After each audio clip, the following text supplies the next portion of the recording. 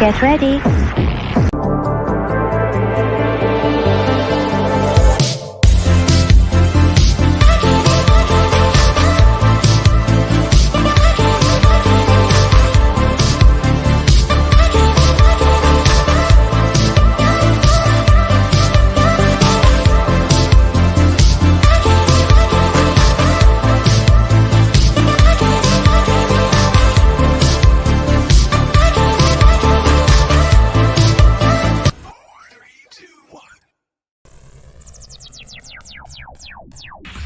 Did we get that?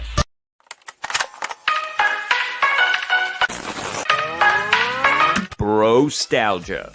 Looking at the past to keep an eye on the future.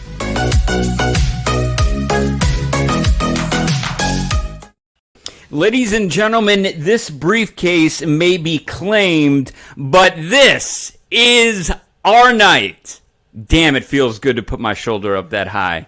What is going on? My name is Carl Mandic. That's Mandic. No C in the last name, K in the first name, not a gimmick last name. And you can find me at Carl X Mandic on the old gram and the old tweet box. But this guy is not old. He is way younger than me, has an old soul when it comes to music, movies, wrestling, and, well, kind of life itself. And that's the way we like it on this Motivational Monday. Rocco the Model DeRose, MXM in full effect. Wheelin' dealin' live streaming across Facebook, Twitter, Twitch, YouTube, and Rocco's Twitter.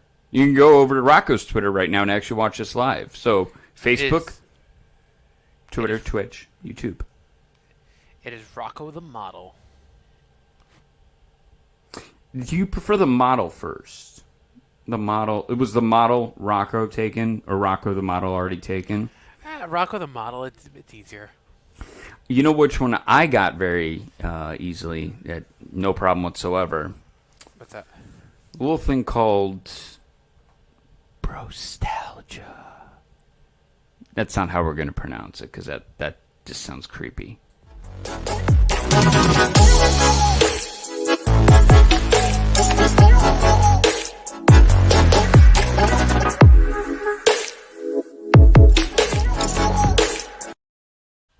So, if you did notice, and you're watching this on My Chat Pack, whatever it used to be called, on Facebook, the group, the page, it's just going to get a rebranding and a rename.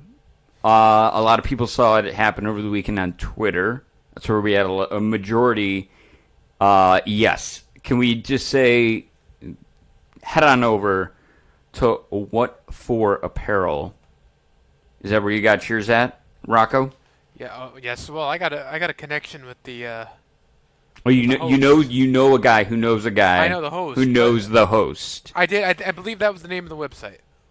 It's and not like host as in domain host. We mean like the host. He's the man. I was fortunate to be on his show a couple months back, and I know you were too. That was very cool. Very cathartic. Rajiv does an amazing job with that and with Chop on the Milk and Cookies, as Eric Bischoff put it, of the podcast world.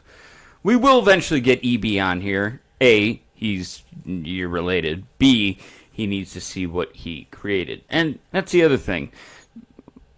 A lot of this came from Eric. I mean, listen, there are a lot of inventors out there, but somebody just finds something new and different in a way to do it.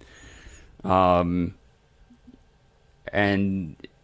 again, it's a thing where you're going to see a lot of collaboration between this and Top Guy Theater, and it gets confusing after a while. All that merch is going to continue to go up at Pro Wrestling Tees for now.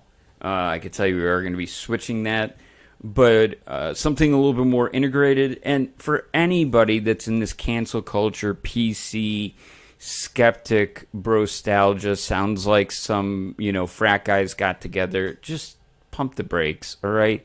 I got galstalgia as well. It's a way to look at who built this platform. I didn't build this platform. I know I didn't. I've been here. But my brothers, Rocco, Frank, Mike, James, Rajiv, up and down the list of anybody that's been to Jacksonville, bro's just a way to get creative. And yeah, we do get a little broy on here. Like, it happens. They want wrestling. What have we always said? When you blur the lines between reality and maybe turn yourself up to 11, well, you get a CM Punk, a Becky Lynch, a Stone Cold Steve Austin, who was that valet with the brunette hair? She had a maroon face at one time. Damn it, what's her name?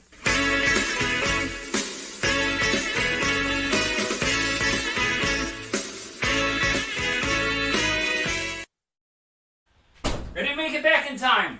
Oh boy. I had to close my door. I was going so professional there too.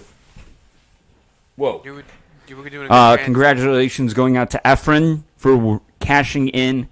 Follow the fortune. And while we were on this topic of brostalgia, it really is. We get it. You're overwhelmed in content.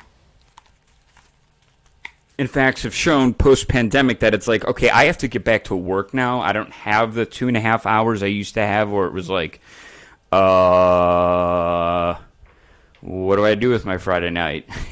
Well, you can actually go out. We've recognized that and wanted to make it simple for you. So anything TGT or any of what we put on here on this platform specifically, Brostalgia, that being Rocco and I on Mondays, Bruno and I on Tuesdays. Of course, Rocco doing an amazing job hosting Up Late 958, which was apparently we went on early last week. I don't know if I didn't. You gotta be careful in the trip. And you know what, buddy?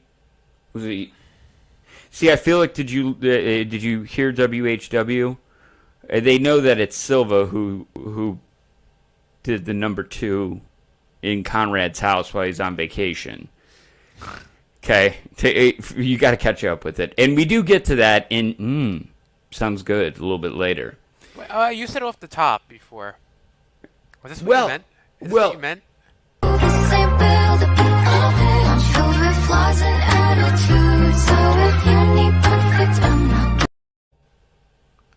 Can I just get that one more time just to make sure?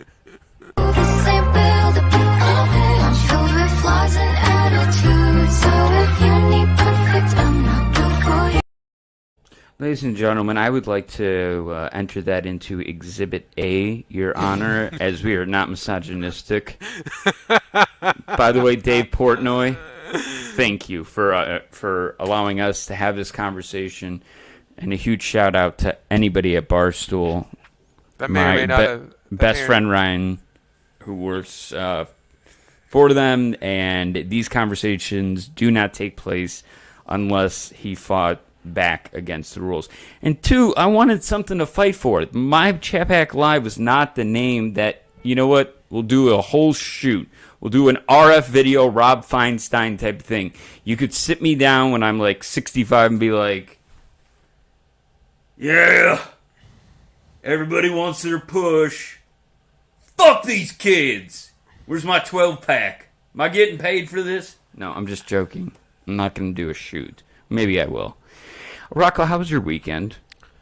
Good.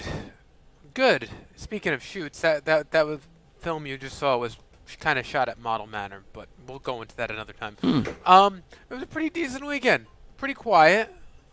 Pretty low key. What about you? Let's see. Friday night, went to did a little Top Guy theater. Met a new member of the AFS community, Mustadon, Dr. Mustadon, a teacher Mustadon. This guy, I was only there for 30 minutes because I was there to get the second half of the MLB season going. I wanted the good mojo, the good flow.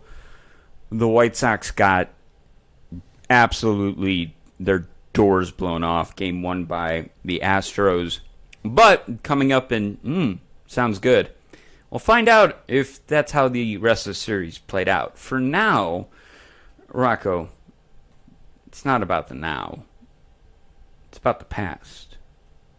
You get the VHS ready there? I think I do. God, we haven't broken this one out in a while. Hold on. Now, people do notice these clips do not correspond with said date. They're just some of the ones that we really enjoy. Is that bad boy pop? I hear it. It's in. Okay. And you want to count us down and to press play? In 5, 4, 3, 2, and 1. Oh, God. No. Something's gonna... 400 pounds of white meat, known as King Kong Bundy.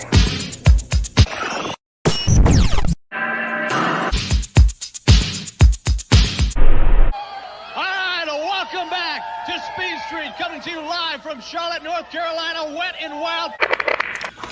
But make no mistake about it, the greatest fans in the world right here in Charlotte. Hello everyone, I'm Will Monsoon along with Bobby the Brain Heated. Everything busting loose here in the World Wrestling Federation.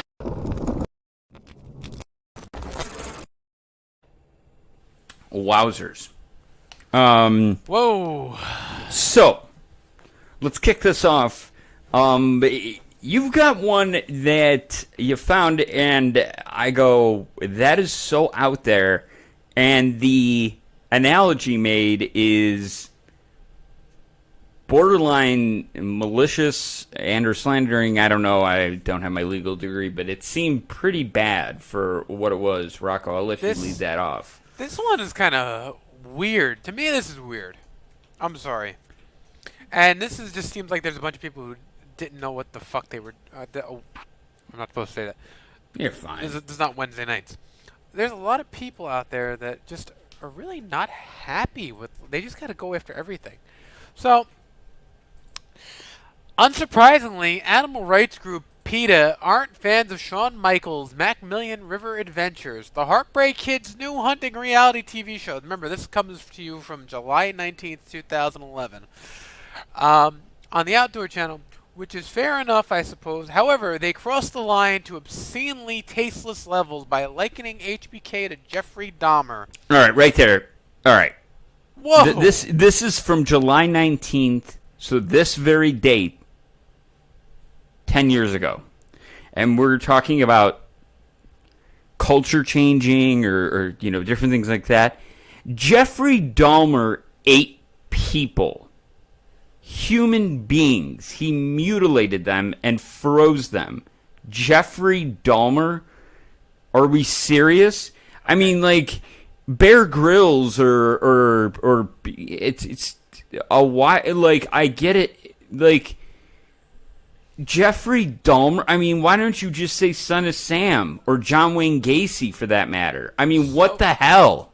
I may draw heat by saying this. Okay, Shawn Michaels is a hunter. He hunts, he fishes, he does all this kind of crap. So does Steve Austin. They need that. That's like, yeah, they're... Eric Bischoff, Daddy, he does that too. That's coming up for you. So, yeah, the big hunting trip every year. But here's the thing. It's been from the beginning of time. How do you think people got their food back in caveman days? And listen, even the 1700s, 1600s, 1500s. And from the beginning of time till now, people have hunted. They're not hunting each other. Okay, Rocco, explain this to me. Just real quick. We support and in no way are bashing it. Have you tried doing the vegan or vegetarian? No. Okay. No. I figured in the attack. No. I figured that would be a hard no, because there would be no chicken parm. What's your favorite meat that would come from, like, let's say Mama's making it. Let's say we got Maria cooking up something. Maddie makes a great chicken parm. It's killer. Your answer? Maddie was at Model Manor today. Well, Really? This weekend. Oh. So I told her, I said, have a girls' weekend. I was like, get out of here. I got stuff to do. I'm going to look right in the camera right here. Okay. Look right there. Hey, PETA. You know what I had for dinner tonight? Filet mignon and lobster. Wow. What the hell? Is this like an every night thing? What the hell's going on here? That's how Model Manor kind of goes. But grilled. Good Lord. Grilled. All right. That's the thing. How do you know what, save all of your grilling, and because it just so happens something we're going to talk about. Let's get into now with this, was there any repercussion? Was there any fallout? Anything with this PETA? It was really nothing. So right here, Sean, thankfully Sean didn't rise to PETA's bait and countered with a much more sensible, logical, and factual argument. And I quote from Shawn Michaels: "In every aspect of my life, I live under the protection of and in accordance to the laws of this nation. At the end of the day, it's a wildlife biological fact and a conservation fact that the game must be managed. There's only so much habitat, i.e. food, out there. If you have 100 acres worth of food and you've got 500 animals out there, the young ones and the old ones are going to starve to death because they can't compete. When they starve, they start to eat things they shouldn't be eating and spread disease, not only to them but to us."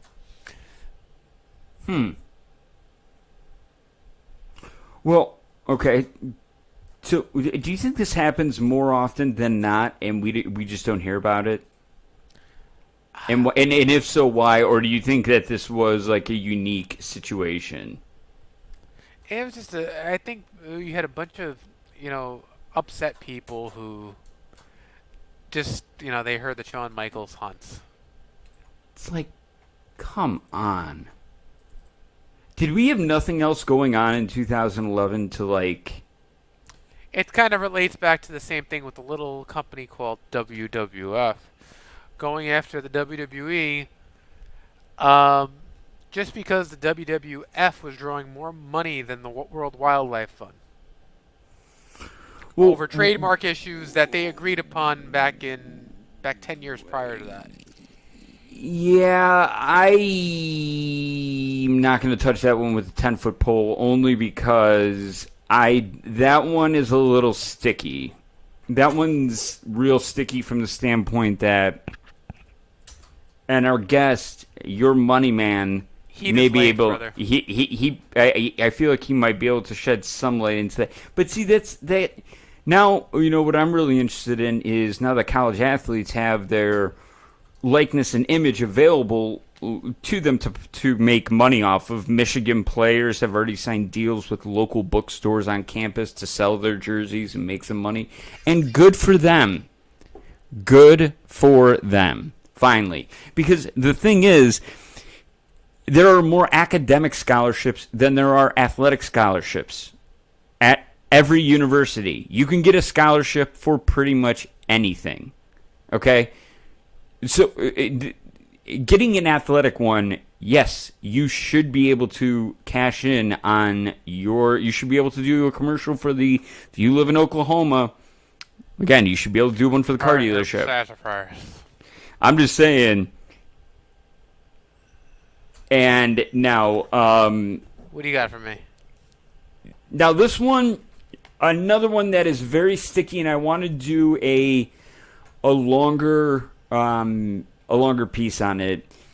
Going back to 1995, July 19th into the 20th, women's wrestler June BYERS passed away from pneumonia. Now, you're going to hear the name June BYERS, and the first thing that is going to be associated with it is Atlanta and Mildred Burke in what many consider to be not the first Montreal screw job, but one where it set off another course of events that we're going to get into. We're looking for the right person. If anybody does have, this feels like this would be right up Josh Odom's alley, actually. But her passing away from the 7/19 in 95, and then into 7/20. So it was right there on the cusp. So if you look it up and you see 7/20, it was 7/20 some places, 7/19 others. But we're not here to talk about her passing on. We're here to talk about what she caused. And what she really did was, in a 2 out of 3 falls finish, she won the first fall to then champion Mildred Burke in Atlanta. She went on to the second one being a draw, and then basically, I'd prefer people to look it up, and I don't want to give the story away too much. You have a Vince ring the bell moment. Let's just say that. But from there, it was why Fabulous Moolah, the pimp of women, didn't get her name on the Mae Young Classic when it was the Fabulous Moolah Classic, because from there you have some unfortunate events to where June is kind of ousted, not part of Moolah's faction, which was run from the 50s, 60s, 70s. Her and Mae Young wanted to get in the ring every decade of their life from their teens on to their hundreds. I think that's pretty cool. How she ran the business, from what we've heard, allegedly, probably could have been done in a more sensitive manner. There is not a lot of footage. There's no footage of the June BYERS, Mildred Burke. Baby, that's the finish. We ain't gonna show that shit. So all of that together was definitely something that she. Then it becomes Fabulous Moolah, who produces, Rockin' Robin and Wendy Richter and all these other, Leilani Kai, and you go through, and she really had her own stable of renting them out, and okay, now pay me what I'm due, because she's a female pimp. Pay me my PC, honey. Hey, where's my 27% or whatever asinine price she was probably... I'm not going to touch that topic with Fabulous Moolah. Yeah. So there's that. But that's why we end on a good note. That's why we end on something that brings up maybe a match, maybe a moment. Maybe it's just the memories that stir up inside all of us. Maybe it's deep within our loins, the nostalgic nooks, if you will, of our lives. You want to cue up that match moment memories, Rocco? Something's gonna explode!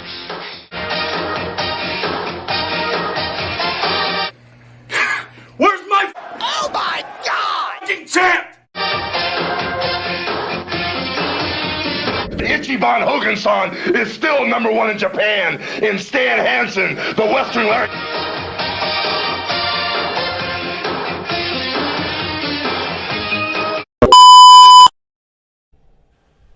Alrighty, #1, Rocco, go for it. Wow. VKM, yes. Vincent Kennedy McMahon gets kicks out in court. But wait, there's more. Almost. Go ahead. Oh, no, you're good. 2 charges were dismissed by the judge. A federal judge dismissed 2 of 3 counts Monday against World Wrestling Federation founder Vince McMahon, who was charged with distributing steroids to Hulk Hogan and others in his stables of wrestlers. 2 charges dismissed in the WWF steroids case. Charleston Daily Mail, July 19th, 1994.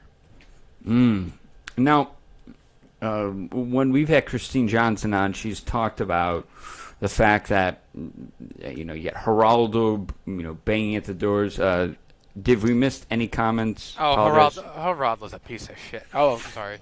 Did I just say that? Did I just say that out loud? Sorry. I think you did. No, but it goes back to really what it comes down to. Fuck him. Hey, fuck that guy. Fuck him. No, it comes down to really... Okay, what are we talking about here? Did he intentionally do that? Did it not? But no, so explain 2 wrestlers, or 2 performers. One at the time was about to be a former WWF employee, or was already at this point. He already was. He already was. He was he was actually a month or 2 removed from I think another month he was going to sign with WCW. Hmm. Or that month, actually. Now, major media took hold of this one, and what is the one thing, if anybody can answer, what is the one thing that saved Vince McMahon? And I'm going to give you guys time to think about it. Not too hard. I think you'll get it pretty quickly.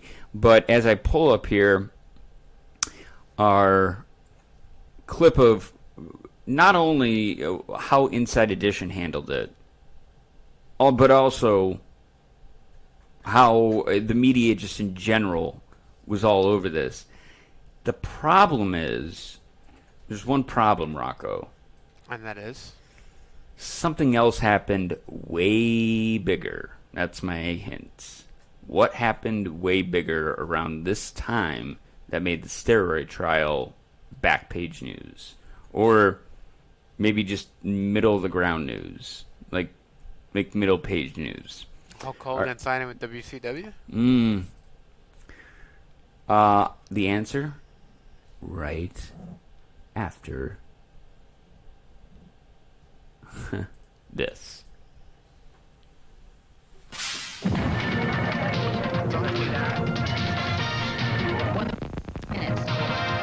For everybody wondering, this is what every newsroom is like every day.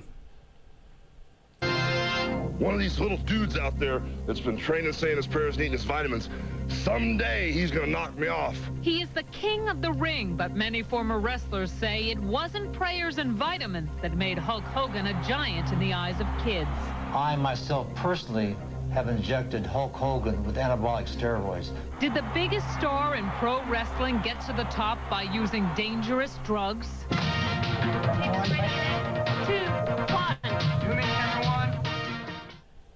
1. Yeah, here's the deal. So did Barry Bonds. So did Jason Jose Yambi, Canseco. You Roger name it. Clemens, Alex Pettit. Rodriguez, Mark McGuire. They all did it. They all did it. And you know what? If you're getting paid millions of dollars and you're on national TV, you tell me that you're not going to... Lance Armstrong. Lance Armstrong started a facade of a Richard Scrushy at Health's house. Listen, people make mistakes. We can forgive. That's not the issue here. But O.J. Simpson and that white Bronco came along, and Vince McMahon was just saying, "Oh, you didn't know?"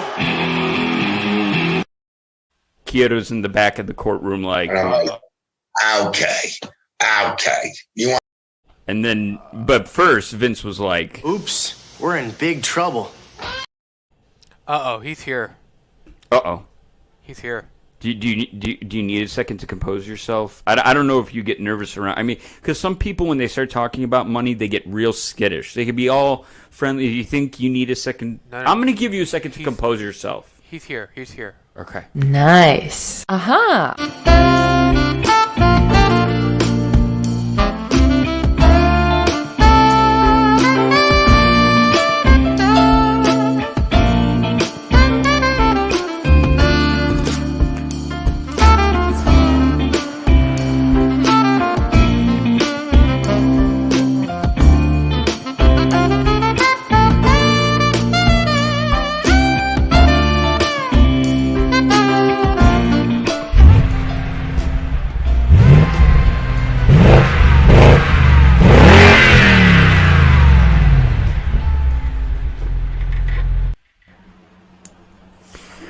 I want to just mention that we do have a new sponsor, and it comes from Tim St. Taint with his partner Girth Brooks. We promise to prove beyond a reasonable doubt that your BAC was down from .08-ish, and we'll give you the tag titles back. Hold on. I got to make sure this is a real sponsor. Anybody catch Money in the Bank last night? Nick, welcome back to the show. Thank you for having me. How's everyone doing? Well, did you catch Money in the Bank? You're a money man. You're the model's money man. Did you catch it? No, unfortunately, I did not.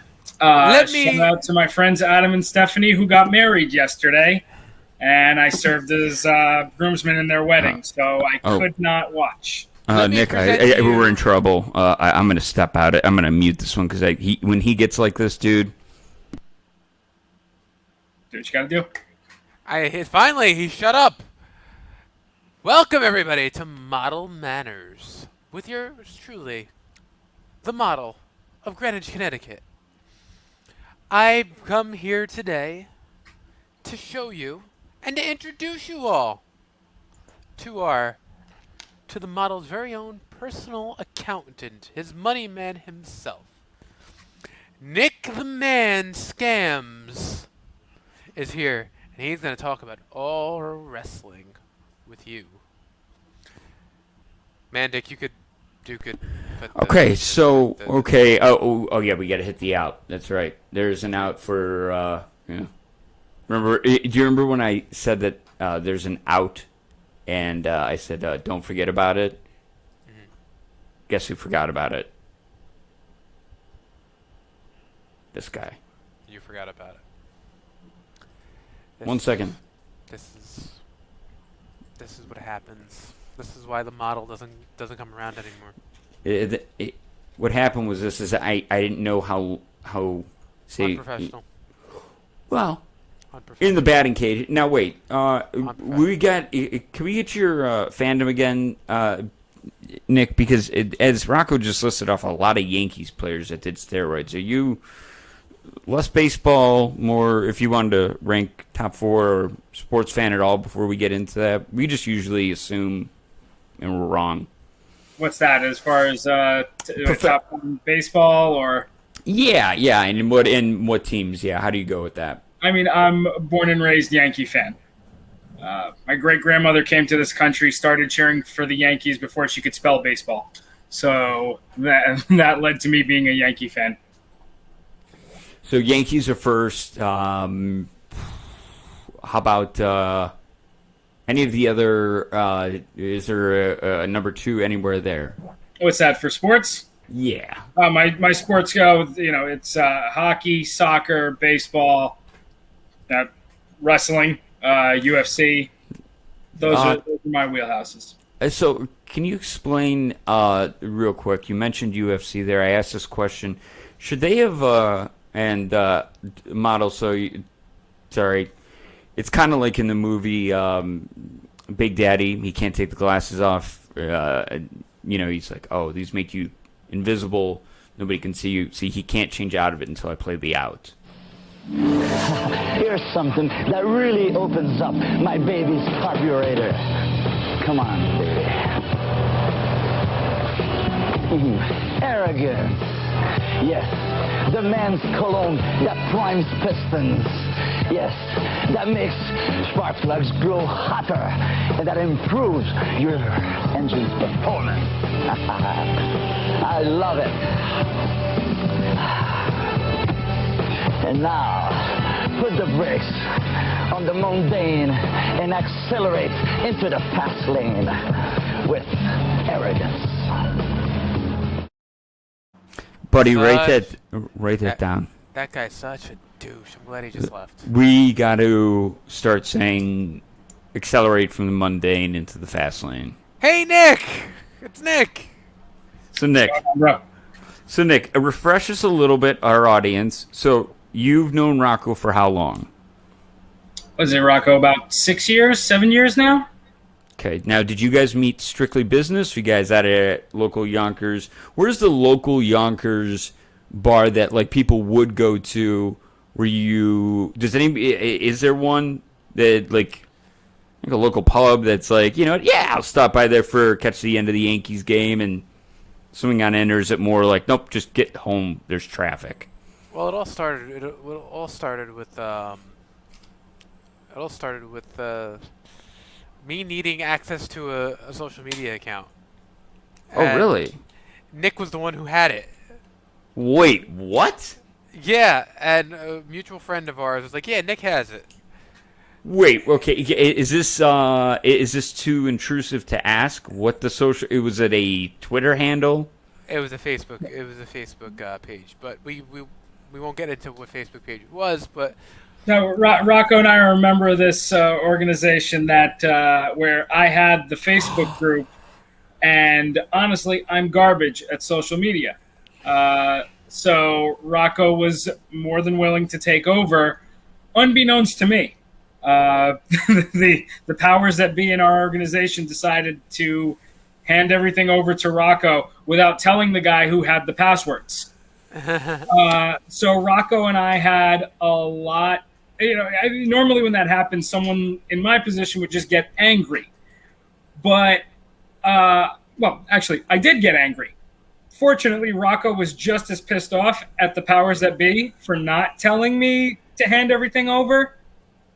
And the rest is history from there. Been best friends ever since. it was the and it's funny how things kind of work out, because it was one of those things that it's like, yeah, wait, you're sending me on the hunt to go find this guy and get the password from him, and then now fast forward 6 years later, and I'm the vice chairman and Nick's the treasurer. So if anybody wants to go and find that Facebook group, that is cookiesandtrunk.org. Cookiesandtrunk.org. Don't eat them. Throw them away. Well, They've been in there. It looked a lot like that trunk that That's a very deep dive, folks. If you don't get the reference, sorry, you haven't been watching for a while. you've heard about Cookies and Trunk, right, Nick? Yeah, he was here last. Oh, yeah. Last time you guys brought it up, I'm not surprised at the story, because I know the individual. We all have that friend. Like, I'm that friend in that group. Like, I'd be like, oh, yeah, these are fine. That person literally grosses Maria out. Well, actually, okay, here's the thing, though. I wouldn't eat it. See, but I can shut off the sweet tooth. That's the thing. I can shut that off. I can just, I would not eat cookies out of a trunk. What about that cake that you just saw? Yes, I would. Rocco, or the model. Does the model Manor get Peacock? Model Manor gets everything.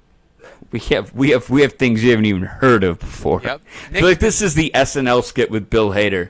Nick's been over to Model Manor. So did you watch Money in the Bank? Who, me? Mm-hmm. Yeah, I already answered that question, bro. I watched a little bit of it. I enjoyed it. Yeah. I enjoyed it. I think it was pretty good. I mean, considering they were in front of fans again, and listen, I was really pulling for Miss Bliss. Oh, was I ever? Yes. Was I ever? Cena at the end? Cena at the end. I've never seen Cena get such a pop like that. My gosh. The same people who wanted him to leave like 10 years ago, the same people who were like, oh my God, he's back. What is it? I'm so bad at these. Absence makes the heart grow fonder. Yep. And the wrestling business is cyclical.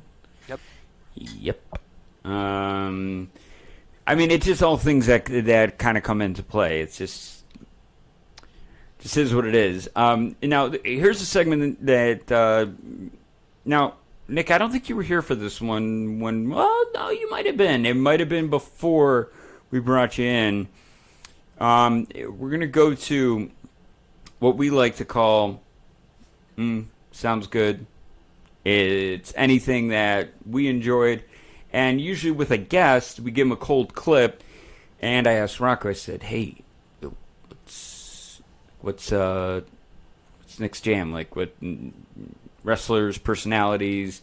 So I'm going to give you a question about one of your favorite or a hypothetical, a what if, and I'll give you a hint. It has to do with Undertaker and Shawn Michaels' Bad Blood, first ever Hell in a Cell.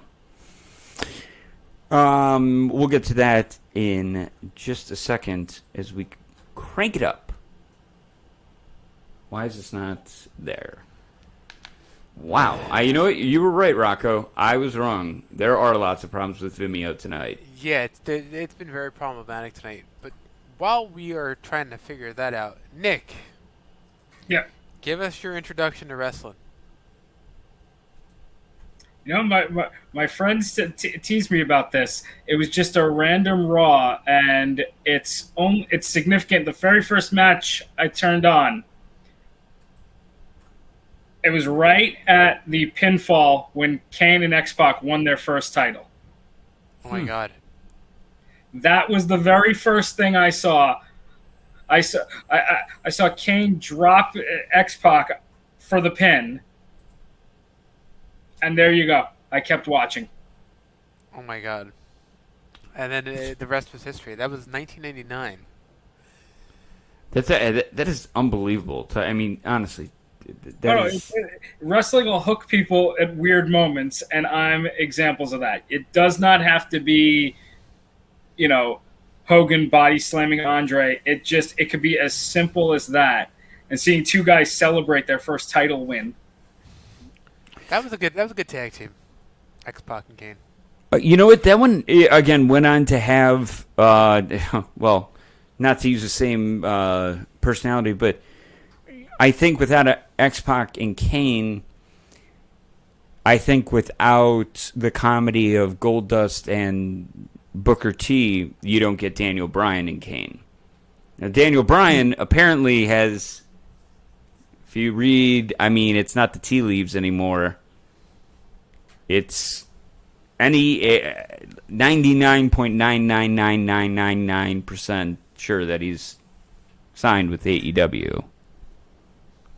And is that we announced that last Wednesday? James Quello broke that. Is that from a reliable source or some jock? Just type in Daniel Bryan right now into. Or is that from some jock sniffer in California, right? Who has I mean, this is his contract was up, man. His contract was up, and I can't believe it until I hear it from a reputable.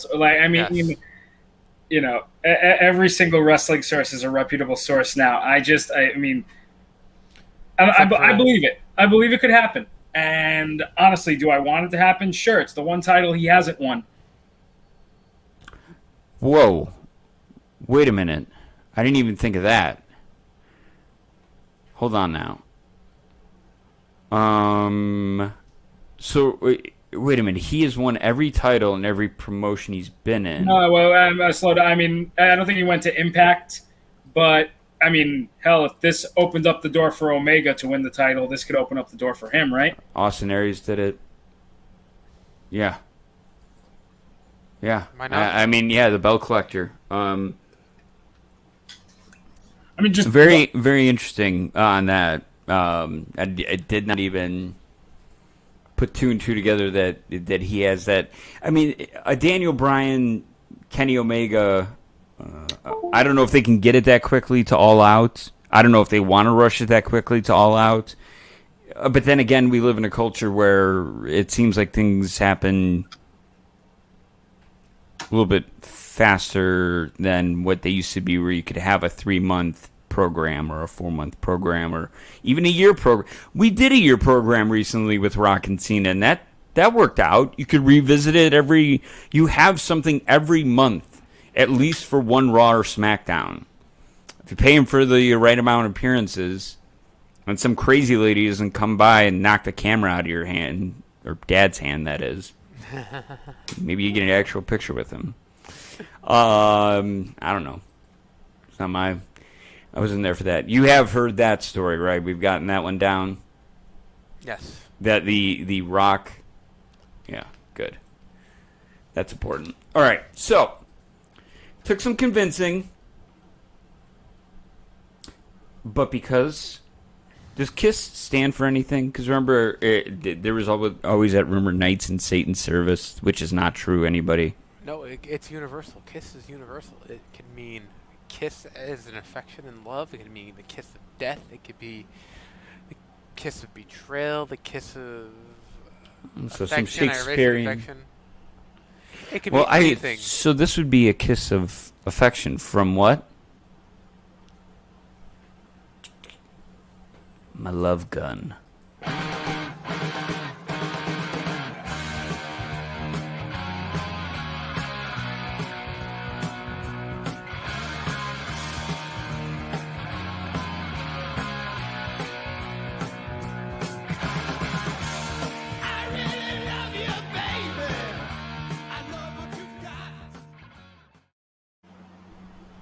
Alrighty. So, yeah, as we hop on into it,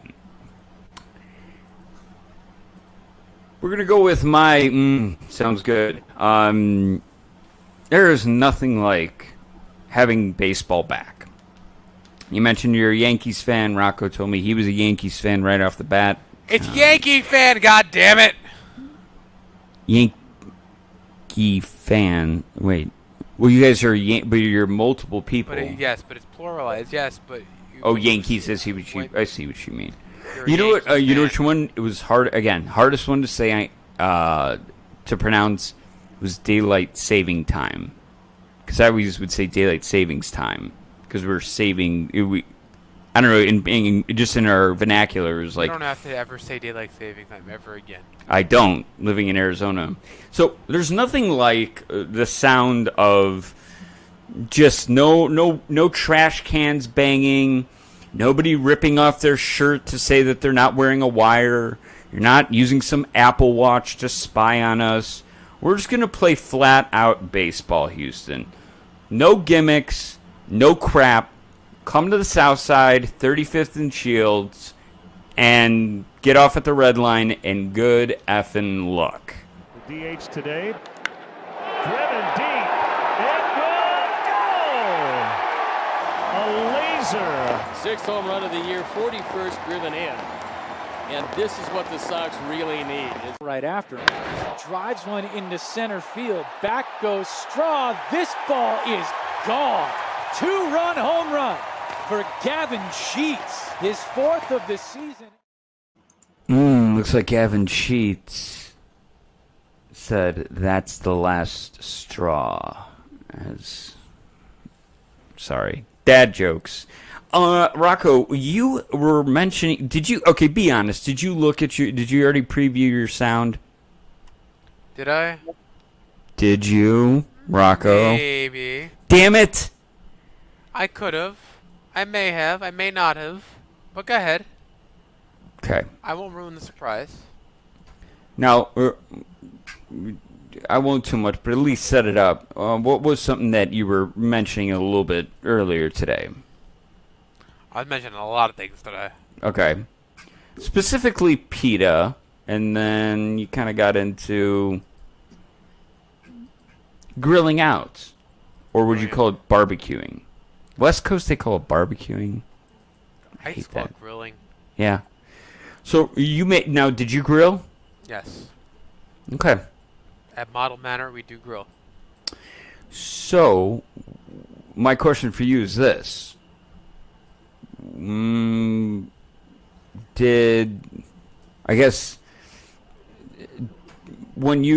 you always grilling? Because I talked to you on your mom's birthday and you were doing that. Yep. Okay. So I grill between April and January. I like it. Listen to your dad's marinade and tell me what you think. I had about an hour before we were ready to go here. So I got some American Wagyu beef steaks. Oh, look at you. And I am marinating them in a combination of olive oil, black coffee infused vinegar, a little bit of garlic, a little bit of honey. They're marinating as we speak. And as soon as we wrap, I'm going to go out and fire up. Actually, I'm going to fire up the RecTech while we're in here doing the podcast, because with my RecTech, I can do that with my RecTech app. Yeah, we know you can do that with your RecTech app. You see, Fancy girl. You could do that, and Nick's been here when the coffee, vinegar coffee. Yeah, Nick's been here when the scantily clad Instagram models have come serving him Wagyu steaks. It's quite a scene. Screw that. The thing, I just dropped it. I gotta hold you accountable. Wait, hold on.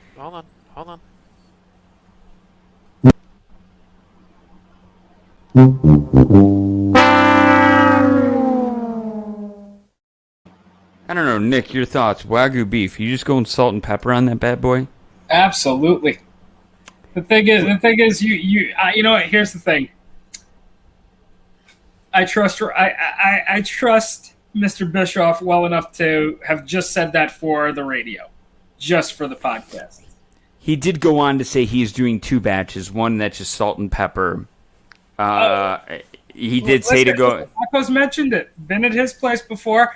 I gotta pull out something special for the ladies there. They want to hear something fancy. Nobody wants to hear salt and black pepper. So I get why he said it. I just trust him that that's for the radio. Everybody who's an expert behind the grill knows that you don't have to put that much into it. Especially how expensive. I looked up at just some of the. There's some reasonable Wagyu beef you can get around the greater Decatur City, aka Snobsdale area. But I was looking at just a 12-ounce hunk. I didn't realize we're talking triple digis on that at the meat market easily. Not even when I saw it, I was like, oh wow, that's up there. All right, Bad Blood. So here's the text I got from Rocco. Is that it was here's in order. Were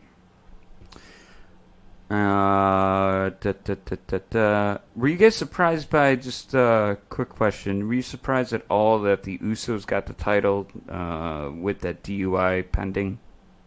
I'm not. Not at all. The story has to evolve. Regardless. Actually, there is no situation where I think of it out of the realm of possibility that Dominic Mysterio could lose a title. Being a first-year wrestler, there's no reason to think that he should be able to beat somebody as experienced as either Uso brother. Not saying that he can't do it. I'm saying he's the underdog going into it. Yeah, but he's had a really hell of a year. Great year aside. Still, it's only his first year. Maybe he's at a year plus. I gotta be honest. I'm a fan. I'm definitely a fan. Oh, potential through the roof. That's why I'm a fan. Kid's got the brightest future of anyone right now. If he was a stock, buy. And okay. I also, I'm gonna go on record saying this. I think he's gonna have a further career than his father. Just think so. As one that for the third, sounds good. This guy set the standard as a title holder. Rocco put him at top. Here's the list. I'm not going to go in. I am going to go in order. This is a family favorite of mine too. Bruno, which I'm assuming is not Frank Bruno, and it is Bruno Sammartino. The Dudleys, absolute. As soon as they entered the WWE, I remember making my Pinewood Derby car into a 3D all Dudley boys. Austin, Taker, Savage, Steamboat was what rounded out the list. Now, I tried to focus on Taker a little bit of that Attitude Era, the switch over from the vocational gimmick era into what we know as the Attitude Era. So, the what if game, here we go. Okay, time out. Let's talk about what if here for a moment. I think you could make the argument that one of the best things that ever happened for Steve Austin's career was his injury. I recognize how silly that sounds, and I'm sure somewhere Steve Austin is blocking me for a second time for even suggesting that. But hear me out. Had Austin not been injured, would they have tried to go as hard as they did with his character development? Okay. That coming to us from the Something to Wrestle remix over at Ad Free Shows 1997 Bad Blood. So Conrad kind of does what he does with the creators of course, Dark Side of the Ring. Evan and Jason, where they revisit some of the episodes and break in and say, oh, we wish we would have gotten this person or that person, but kind of the what if. So your reaction to that, Austin's injury helped him? Question mark? Nick? 100%. It goes back to what you, just to tag something you said before, absence makes the heart grow fonder. I get why in professional wrestling they don't book injuries like they used to. They used to say, somebody would go away. The news says, "Oh, they'll be out for 6 months." They show up back in 2 months looking like a superhero. That helps any wrestler. Austin's career, it's obvious to see where we missed him every time he went away. I get this odd feeling that you were there for Cena's surprise at the Royal Rumble at MSG. But I wasn't there live. You were not there live, okay. No. And Rocco, I know you were not there. Was not there. You were not there. You asked to go, though. Yes. Feverishly. But I was told no. You got the old note. I'm telling you, you have to get that grade up in biology, brother. Yeah, I think that was the exact reason, actually. Was that your hardest class? What was your hardest class? Ooh, math. Math? See, that's what I'm interested in. So were you good at math initially, Nick? Were you just drawn to it? Okay, so you were drawn to it. So numbers were your thing. What got you? Did baseball cards have anything to do with that? Or were you just drawn to the numbers? And was it a two-part question? Were you just how were you drawn to them? Two, did it screw you up when you started getting letters in there with algebra? And three, explain to the common person what you do every day for a living. So, I can start with that last question. I'm an accountant, but if you talk to most accountants, they'll tell you they got into accounting for the wrong reason. They're good at numbers.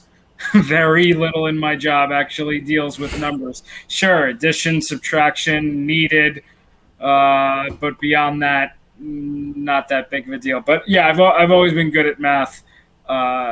Stats always, interested me. Stats always get me. Baseball cards, not so much, but I always fascinated with the number 300 and why the elite baseball players crack that number. That's always been a fact. Yeah, I've always found that to be a. I mean, and let's be honest here. They're talking about doing only 30% of their job well. That's an F. Yet every baseball player is an F student. Like when you really look at it, yeah. I mean, what are they really? Okay, so a certain type of accountant, or any, is it like a specific style or section? I should say style was the wrong word. In college, they break it down for you in 3 ways: for-profit, non-profit, and government. But got it. Okay. Actually, no. I got that wrong. Public, private, and government. In private, you can pretty much go the for-profit or non-profit route. Public deals with general accounting, but even that, I mean, I can go on and bore everybody listening. Well, and that's why that's not why, but that's why I have this question of Rocco. Rocco, when did you find out that Nick had this wrestling affinity? Was it right away, once you started talking about the password from the Facebook group and the login credentials? Or was it, let me ask, or was it a thing where that bond it created something definitely more? How did it start for you guys? Actually, I think it might have started with us just talking about it to a group of fellow Italians in Yonkers here, where we, you mentioned, again, that's why Bruno shoots to the top, one of the top of my list, where you mention him to any generation, at least, now, God rest his soul. I don't know if he'll have the same impact. I sure hope he does. But you mention him, and like the old timers we knew had stories of him where they would go to live events, and we were all ears hearing those stories. Yeah. then, to get them out of the conversation, we'd bring it to the modern era. And we just kept going while everyone else moved on to other conversations.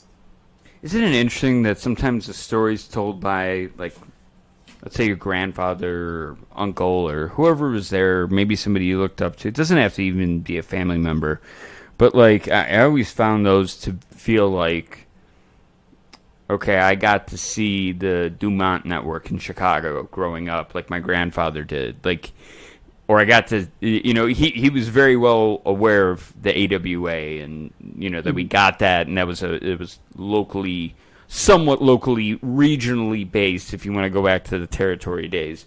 But those stories retold by family are almost better than living them at times, because when you hear somebody tell it like that, there's, again, not many storytellers out there, folks, and when we lose them, we're always like, oh, gosh, I wish I would have ... So not to before we get into more stuff here, I don't want to stop our flow, but if you think about even going to the next channel, if you think about switching to USA Network and going to Monday Night Raw, let's just catch you up to speed on what's going on right there. John Cena opened up the show. He delivered some kind of a promo. We have the first match on the card is Riddle Viking Raiders versus John Morrison, AJ Styles, and Omos. Real quick, what happened to those charges with Matt Riddle? They're gone. Oh, they're gone. That's right. Matt Riddle and the Viking Warriors won. Next, Elias versus Jackson Riker. Well, Elias beat Riker. Nia Jax and Shayna Baszler versus Natalya and Tamina. Ugh. God, we saw this way too many times. We don't need to see this again. Tamina super kicked Baszler's face by accident off for the pin and the win. Jax took out Reginald with a headbutt to end their relationship for good. Blah, blah, blah, blah. Boring. Sheamus versus Humberto Carrillo. #1 contenders match. Sheamus was forced to battle Humberto Carrillo. Carrillo made a comeback and hit a Hurricane Rana for the top rope, followed by a suicide dive. He nailed Sheamus with a missile dropkick, but he still couldn't get the 3 count. Sheamus drilled him with a bro kick to get the win. Now, Bobby Lashley has his open challenge, and Keith Lee just made his return. Ladies and gentlemen, the apple doesn't fall far from the tree. Giving away results live on the air. It's Rocco, the Model DeRose. Gee, let me think. Sure.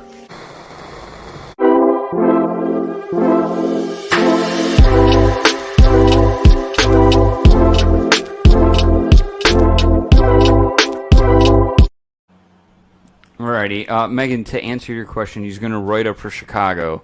Frank as in Franklin Finkley from St. Mary's Reform School, who got his ass beat by Screech and Chess. That's the only Franklin I know of. Or do you... I don't even know. I don't know who she said. I gotta get him Zahorian's number. What? I didn't say that. What? Well, it's Zahorian Jr. Jorge Jr. Just cycle properly, everybody. You don't want to get Jinder Mahal back knee. Now, the thing is, with the wrestling fandom, have you been able to get to a WrestleMania? Have you gotten outside? Have you been able to hit like the the New Jersey, New York area for your different arenas? I don't know if Nassau worked out for you, Barclays, MSG, Prudential, Izod. What was it before that? Meadowlands. Did I almost get them all, Rocco? White Plains. You got it. Okay, there we go. Waiting for that last one. Yeah, I was waiting for White Plains. White Plains is important. Yeah, I kind of want to see who plays there. What takes place there again? Nothing. Nothing. It's called the county center because that's literally what it is. The #1 show that goes on there are graduations from the local colleges. That's it. But WWE pretty much. Yeah, for a while the Liberty The WNBA team played there. Oh, okay, rad. Okay. During COVID, it's been kind of like a pop-up like hospital, and then it turned into a vaccination site, and now I guess it's going to go back to an arena. Cool sports franchise you guys actually have is in the Women's Soccer League. Yeah, I said it. Which one? Gotham FC. Yep. That is badass. Like, I'm not a big comic book guy or anything. Their logo, the fact that they made it into like something different, I'm like, that is fantastic. The fact that they got to use the word Gotham, it gets into that. How much legal stuff do you have to deal with when it comes to money? Like, how much, like, when I was talking about, when we were getting into some of the more legal matters that I know you were in the waiting room, how much legal side does go into being an accountant? Because it seems like there's got to be a red tape bonanza of just like, son of a bitch. Remember how I mentioned that there's very little in my job that involves numbers? It's a lot of legal stuff, trying to, navigate through all legal perils. And then, where a smart person just says that, you look at something, okay, if I put this number, that's illegal. If I put that number, that's legal. And I see the bewildered look on your face as I say something that dumb. I acknowledge how dumb that statement is. No. There's truth to it. That, assuming you can get away with numbers like this and can't get away with, and can get away with numbers like this, that's the specialty of my job. And my kind of follow-up to everything is, obviously, it was 2020 was one of those years where if my kids ask about it, or my kids' kids, or the kids I don't have, or another generation. He's talking about his imaginary kids with Maria's cousin. Yep. Oh, really? Like it's literally just, what am I going to tell them about 2020? I'm just going to do high eyebrows.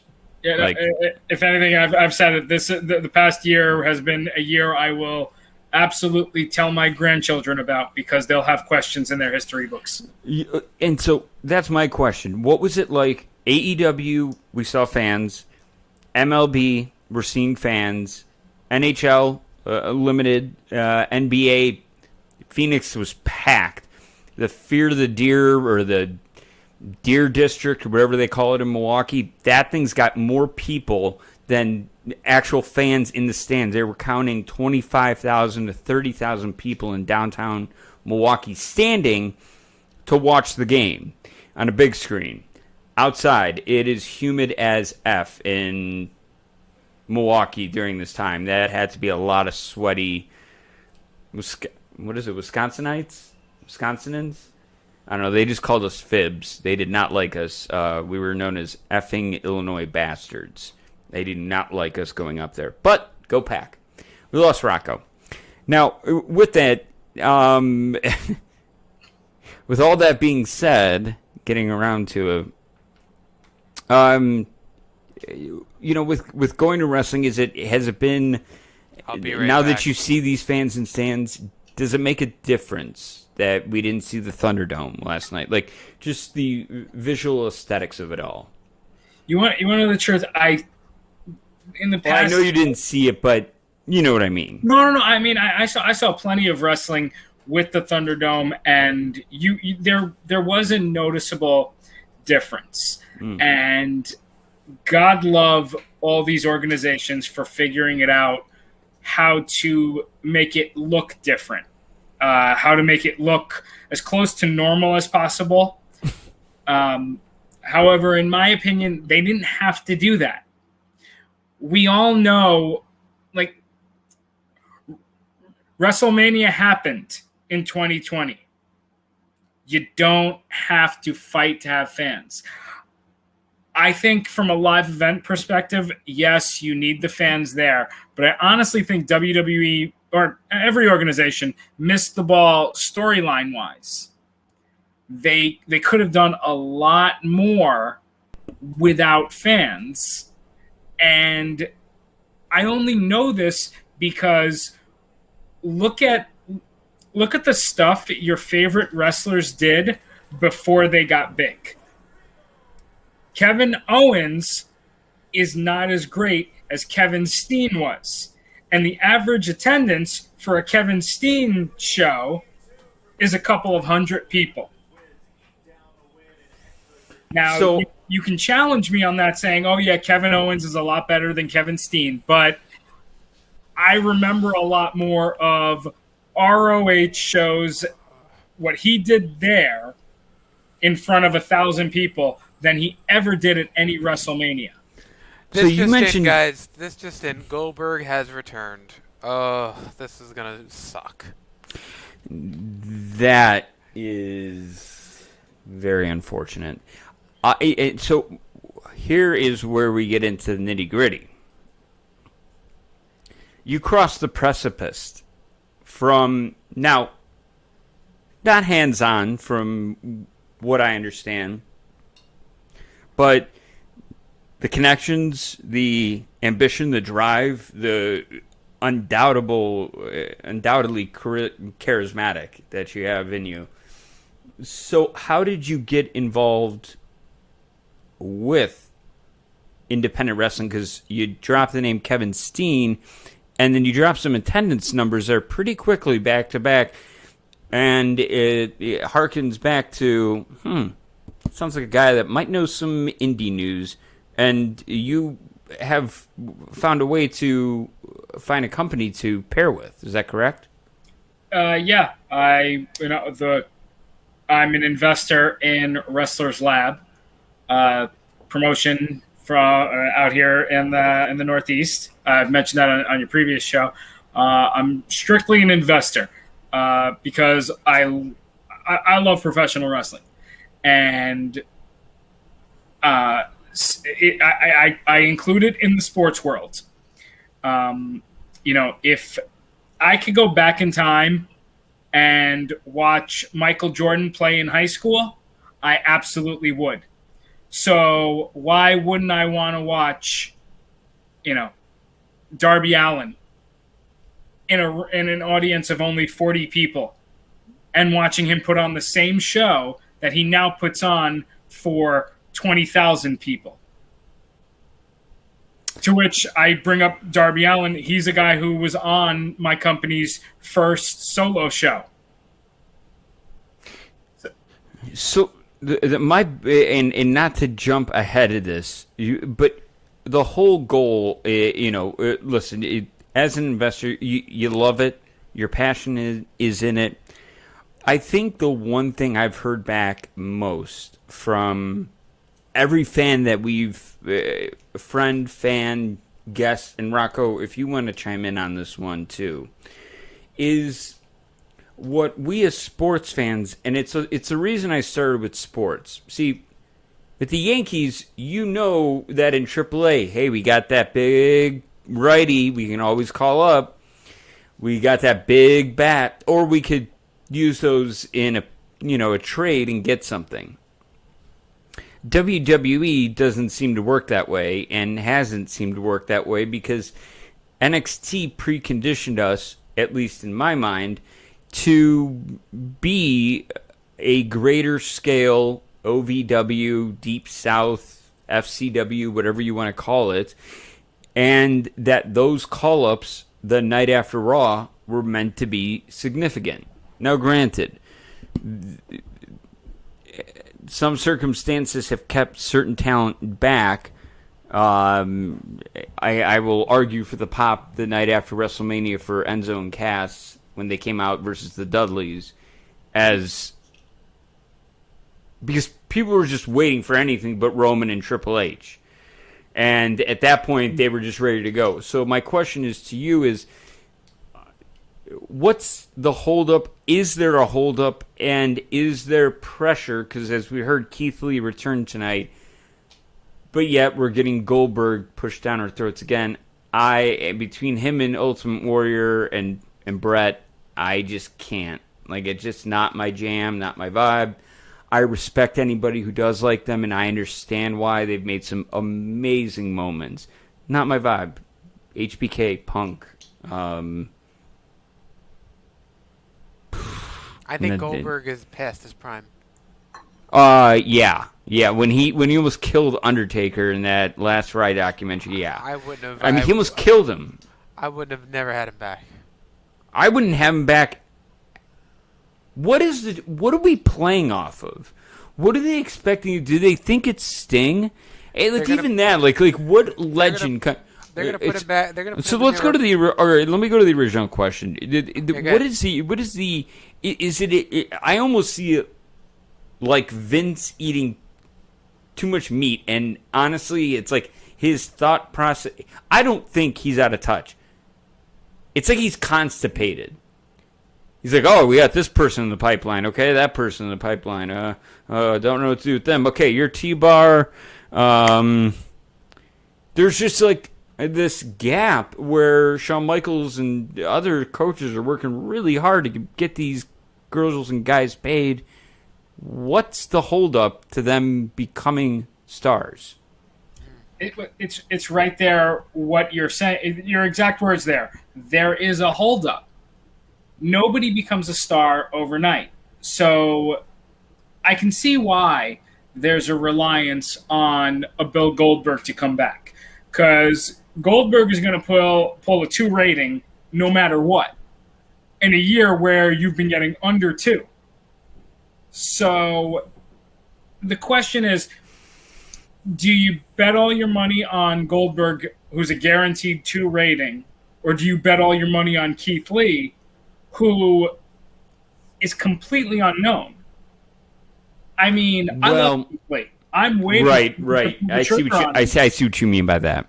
And like, so do you suffer through weeks of 1.3, 1.5, 1.8, and then you finally get that 2.5 because he's in the main event against.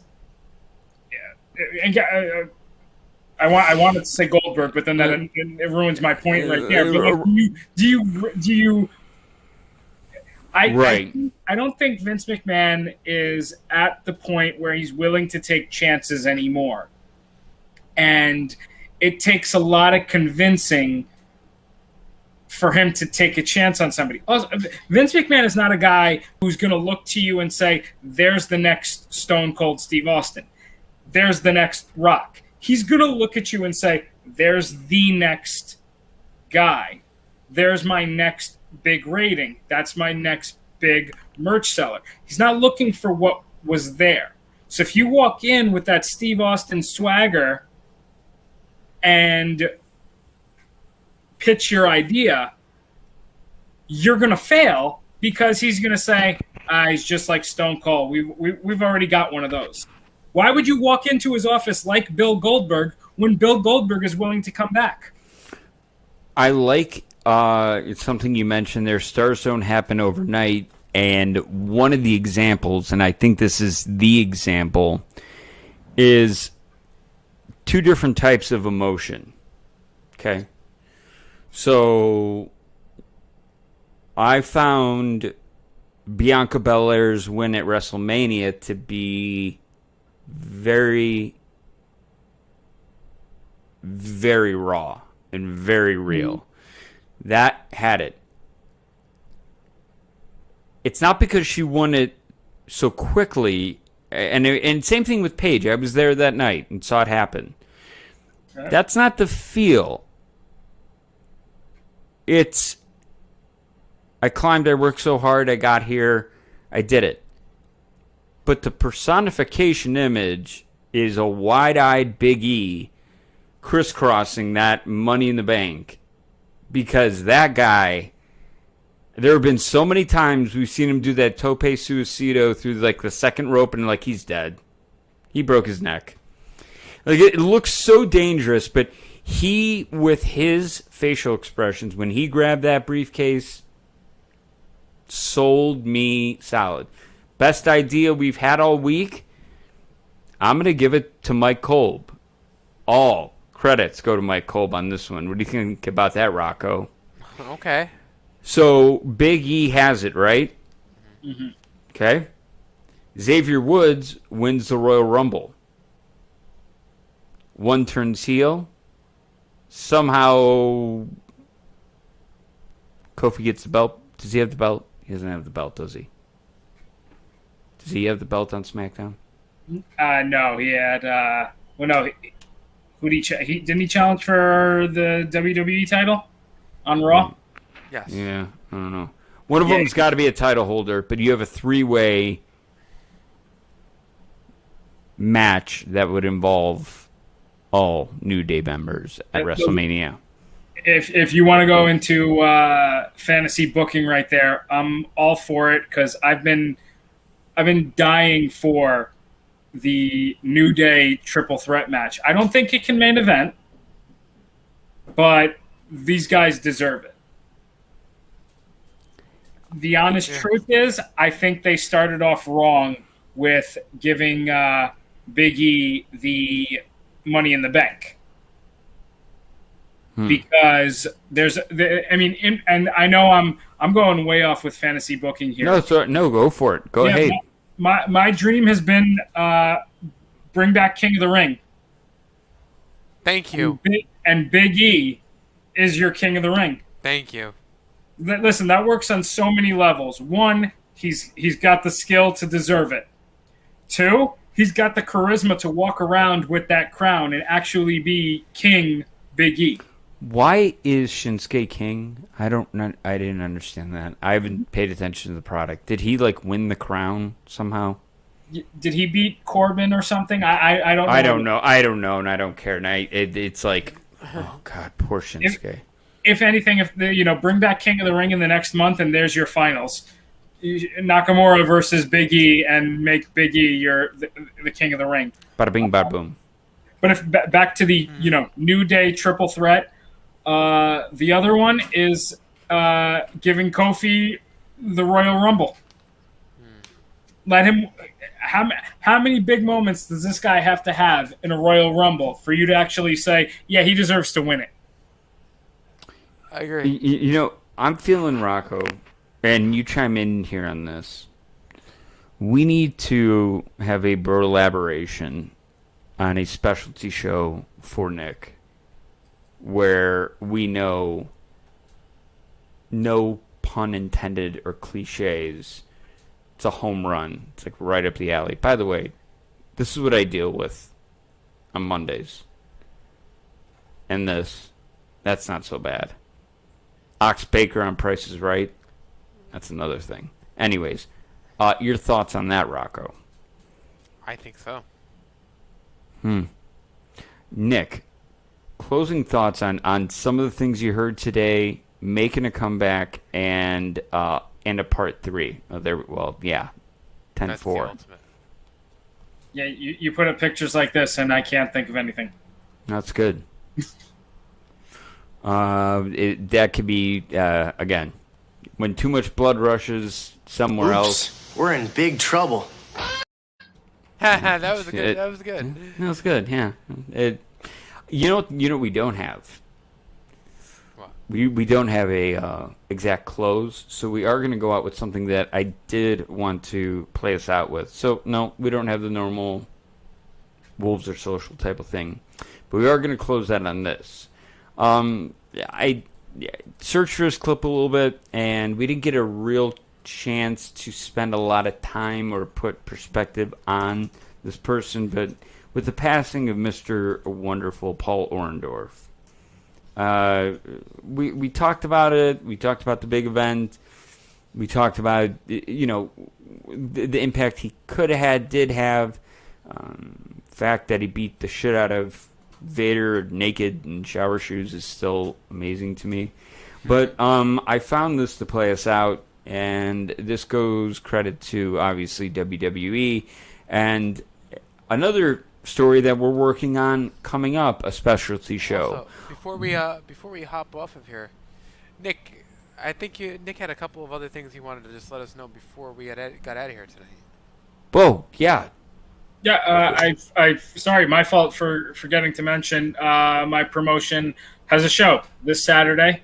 Our Alchemy 2 taping, Alchemy Season 1, you can find on, Internet Wrestling TV. IWG. IWTV, the app. You can find our Alchemy Season 1. Highly recommend watching it because we announced a second match. I've been begging my guys to book a tag team match for the show. We've got and this one's gonna. I really wanted them to put this on the show. We've got MSP and Alec Price versus Mr. Grimm and the Rep. This I'm excited for because the story's been building for a while. Because I believe MSP went undefeated all season during Alchemy 1. The only reason he went undefeated in the last show was that his tag team partner Price interfered in his match with the Rep. This is also significant because Price interfered in the match for Grimm to get his title shot back against our champion, MV Young. So we put a tag team match together. This is a lot of bad blood between these guys. Should be a good match. Still got our main event, MV Young versus Anthony Gangone, which is going to be a 2 out of 3 falls match. Okay, so I've got over on IWTV Wrestlers Lab Alchemy episodes 5 and 6. Is this going to be 7 and 8? Where are we at? From what I don't know how much we're breaking up there, but I believe so. I know we're just going into the next season. But it's IWTV is the app? Yes. Yeah, I know I have an account there. That is not it. I want to get that up there before we go. Rocco, closing thoughts. Well, big thanks, Nick, for being on tonight. You got to have him on again. Absolutely. Always happy to be here, guys. Anytime you need me. This would be... We're going to throw this up here. Okay, so... people go there, independentwrestling.tv. What would you want them to look up? Wrestling Lab? You know what? Honestly, anything Wrestlers Lab. My partners want me to promote Alchemy Season 2, but honestly, if you can find any of our title matches from the past, Jim Cornette had some nice things to say about our title match with Mr. Grimm versus Joey Janela. So I'd love to, if you want to revisit some things that Mr. Cornette did not like so much. Motherfucker!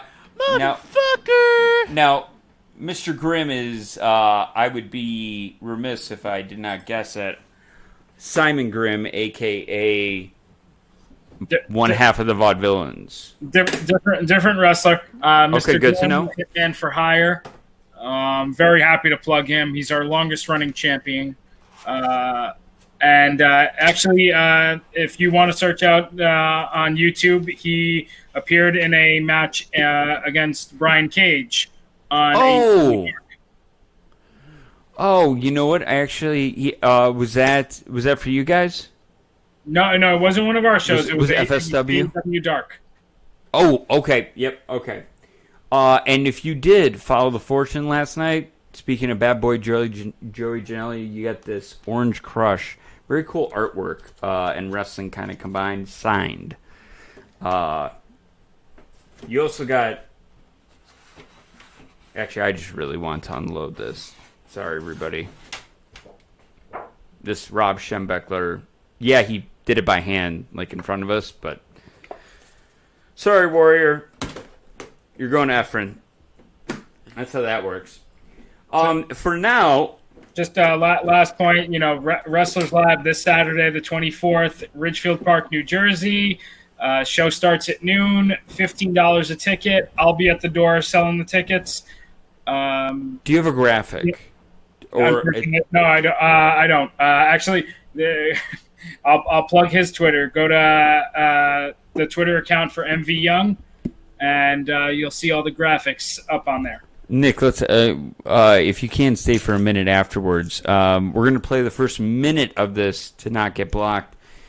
We go out with this. Life moves pretty fast. If you don't stop and look around once in a while, you could miss it. Rest in power, Mr. Wonderful Paul Orndorff, as he makes Mean Gene crack up here. And check out independentwrestling.tv. And Nick, what are they searching for? Wrestler's Lab. Wrestler's Lab. Check it out. Alchemy Season 2 is what we'll be talking about. Nick will be a familiar face on Model and Mandic.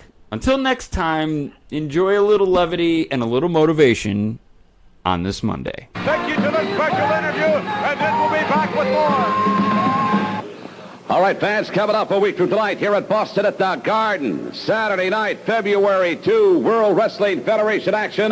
That is simply unbelievable. In a return bout, Texas Tornado Tag Team match. Big John Studd, Ken Patera to meet Junkyard Dog and his partner Andre the Giant. By the way, Bobby the Brain Heenan will be there. The ladies champion Wendy Richter to be challenged by Judy Martin. In addition, Barry Windham from Sweetwater, Texas, just a little west of Abilene. Get ready, Windham to go against Russian Nikolai Volkov. Mike Rotundo, all that great card to meet the Iron Sheik. And Polish Power Ivan Putski will have to deal with the likes of my guest at this time, Mr. Wonderful Paul Orndorff. You look a little down in the mouth this week. Any reason for that, Paul? Yeah, there's a reason for it. You know that it's gotten to the point where you know every time that I look at the cameras that another woman leaves her husband for Mr. Wonderful. I've heard. Well, you know something? I'm losing sleep about that. And I can't help that. You don't want to do it. Listen, you can't help the way you look. Exactly. I know I'm not Mr. Wonderful. You know I'm Mr. Wonderful. Well, who are we to all those millions of people out there know that I'm Mr. Wonderful? What do our opinions? Millions out there that say you are Mr. Wonderful. You're right. Exactly right. And you know something, Gene, just to bring up some things that's happened to me lately. I was flying from L.A. to New York. I reserved my own first-class section. The whole section? Exactly. I have my own